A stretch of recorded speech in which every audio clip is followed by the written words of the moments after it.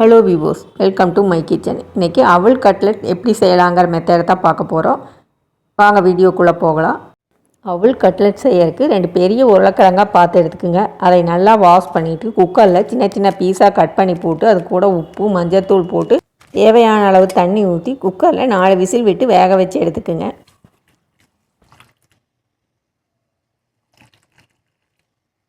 இப்போ அதற்கு தேவையான மற்ற பொருட்களை பார்க்கலாம். பெரிய வெங்காயம் 1 நான் நீளமாக ஸ்லைஸ் பண்ணி வச்சுருக்கிறேன். நீங்கள் பொடி பொடியாக நறுக்கி எடுத்துக்கோங்க. கூடவே ஒரு வரமிளகா, கருவேப்பிலை, இஞ்சி பூண்டு சிறிதளவு இடித்து வச்சுருக்கேன். இப்போ ஒரு அரை குண்டா அளவுக்கு தண்ணி எடுத்துக்கோங்க. அதில் 1 கப் அளவுக்கு அவலை அளந்து கொட்டிடலாம். ஒரு 5 நிமிஷம் இந்த அவல் தண்ணியில் ஊறட்டும். அதுக்கப்புறம் அவலை நல்லா வாஷ் பண்ணிவிட்டு தண்ணியை ஒட்ட பிழிஞ்சு எடுத்துக்கலாம். அப்புறம் அது கூட அரிஞ்சு வச்சுருக்கிற வெங்காயம், வரமிளகா, கருவேப்பிலை, இஞ்சி பூண்டு தட்டினது, உருளைக்கிழங்கு வேக வச்சதை மசித்து சேர்த்திக்கலாம். இதெல்லாம் சேர்த்ததுக்கப்புறம் தேவையான அளவு உப்பு சேர்த்திக்கிறோம். உப்பு முதலே போட்டிருக்கிறோம், அதனால் பார்த்துட்டு அளவு பார்த்து போட்டுக்குங்க. கூடவே 1 ஸ்பூன் அளவு மிளகாய் தூளும் போட்டு நல்லா இதெல்லாம் மிக்ஸ் பண்ணி உருண்டையாக பிடிச்சு வச்சுக்கலாம்.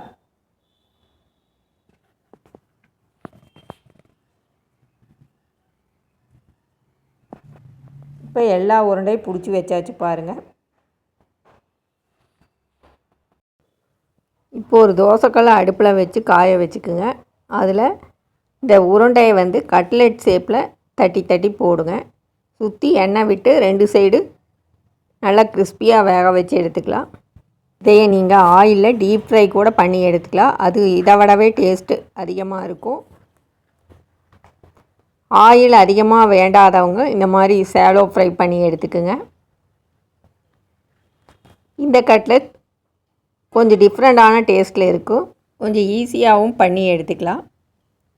இப்போ அவல் கட்லெட் ரெடி ஆயிடுச்சு. இதுக்கு நீங்கள் சாஸ் வச்சு கூட சாப்பிட்டா ரொம்பவே டேஸ்ட்டாக இருக்கும். கட்லெட்டை திருப்பி போட்டு 2 சைடு நல்லா முருகலாக வேக வச்சு எடுத்துக்குங்க.